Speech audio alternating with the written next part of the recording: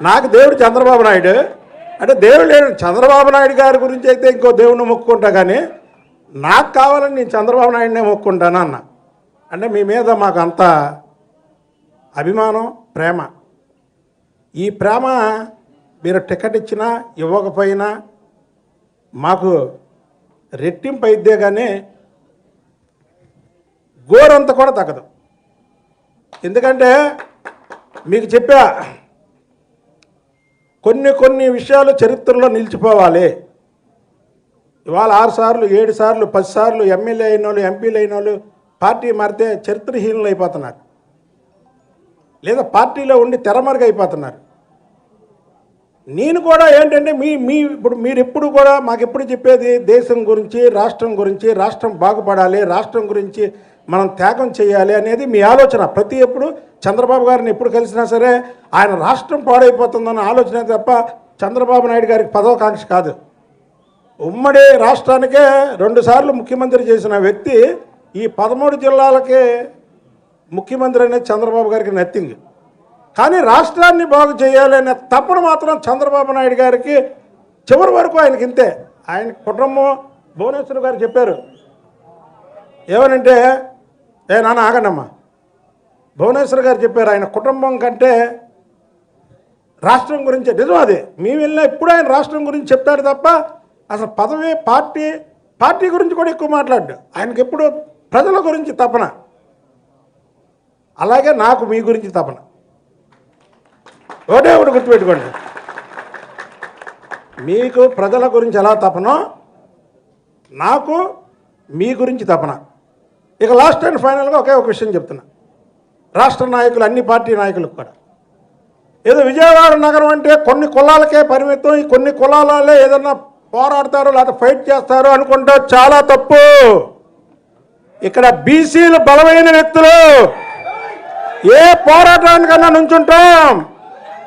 పాత రోజులు గుర్తుపెట్టుకొని మీరేదో అనుకుంటే కాదు. బలహీన వర్గాలు ఇక్కడ అడ్డ, విజయవాడ గడ్డ, అదొక్కటి గుర్తుపెట్టుకోవాలి ఎవరైనా. నా చివరి రక్త బొట్టు వరకు చంద్రబాబు గారితోనే ఉంటా. ఇవాళ ఈ సమావేశానికి రావడానికి కూడా మా వాళ్ళు ఏదన్నా ఆవేశపడి ఎక్కువ తక్కువ మాట్లాడతారని నేను ముందుగానే వాళ్ళకి చెప్పా, మీరు అక్కడ చక్కగా మాట్లాడాలి, నాకు ఇంత డ్యామేజ్ కూడా అవ్వకూడదు, సరే నేను వస్తాను అని వచ్చాను. చంద్రబాబు నాయుడు గారి నిర్ణయానికి కట్టుబడి ఉందాం తప్ప మనం జీవితంలో ఆ కుటుంబానికి అంకితంతో పనిచేయాలి తప్ప మనందరం కూడా ఆయన టికెట్ ఇచ్చినా ఇవ్వకపోయినా, పదవి ఇచ్చినా పదవి ఇవ్వకపోయినా, ఏం చేసినా సరే చివరి రక్తపట్టు వరకు చంద్రబాబు నాయుడు గారితోనే ఉంటాం. ఆయన గురించి పోరాడతాం.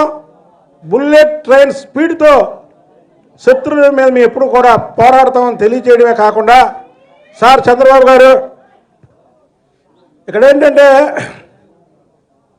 వెనక పట్టుమని 10 మంది 100 మంది అనుచరులు లేని వాళ్ళు కూడా నాయకులు,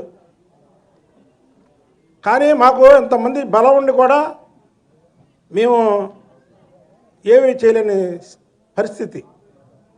నేను అప్లికేషన్ ఇవ్వడానికి అమ్మవారి గుడి దగ్గరికి వెళ్తే పెద్ద జనంతో వెళ్తే అదేదో బల ప్రదర్శన అని వేరే రకంగా రాంగ్ తెచ్చారు. నాకు జనం ఉన్నారు, మాకు జనం ఉన్నారు కాబట్టి మేము జనంతో పెడతాం.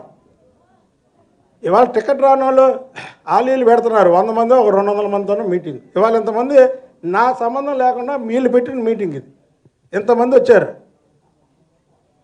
మేము ఎవరిని బెదిరించే టైపో బ్లాక్మెయిలింగ్ చేసే టైపో కాదు. అలాగే నా అభిమానాన్ని చాటుకోవడానికి మీకు రక్తంతో కాలు కడిగితే దాన్ని ఒక రకంగా అర్థం చేసుకున్నారు.